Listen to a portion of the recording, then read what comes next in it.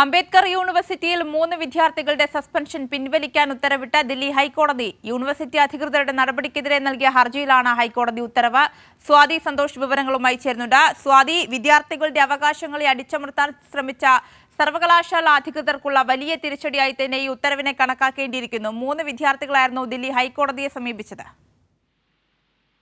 തീർച്ചയായും ആര്യ, അംബേദ്കർ യൂണിവേഴ്സിറ്റി അധികൃതരുടെ വിദ്യാർത്ഥി വിരുദ്ധ നടപടികൾക്കെതിരെ വലിയ പ്രക്ഷോഭങ്ങൾ ഇതിനോടകം തന്നെ ക്യാമ്പസിൽ ഉയരുകയും വിദ്യാർത്ഥികളെ സസ്പെൻഡ് ചെയ്ത നടപടികൾ 3 വിദ്യാർത്ഥികൾ ദില്ലി ഹൈക്കോടതിയെ സമീപിക്കുകയും ചെയ്തിരുന്നു. ഇപ്പോൾ ദില്ലി ഹൈക്കോടതിയാണ് ഈ സസ്പെൻഷൻ പിൻവലിച്ചുകൊണ്ട് ഉത്തരവിറക്കിയിരിക്കുന്നത്.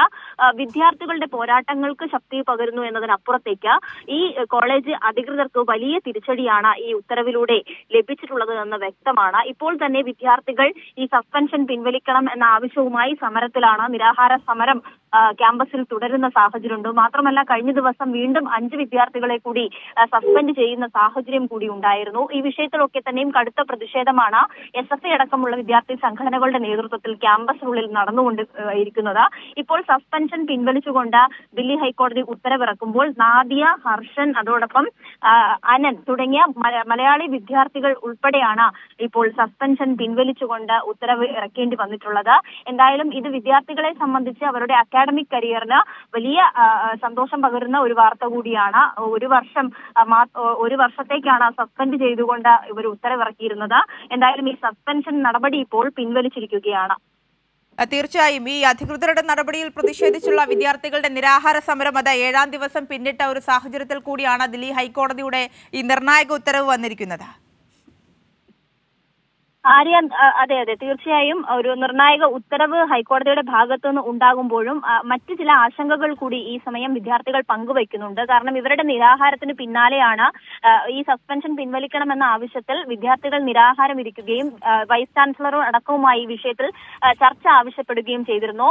അത് സംഘർഷത്തിൽ കലാശിക്കുന്ന സാഹചര്യം ഉണ്ടായി. അതിന് പിന്നാലെ മറ്റ് 5 വിദ്യാർത്ഥികളെ കൂടി സസ്പെൻഡ് ചെയ്തുകൊണ്ട് ഉത്തരവിറക്കിയിട്ടുണ്ട്.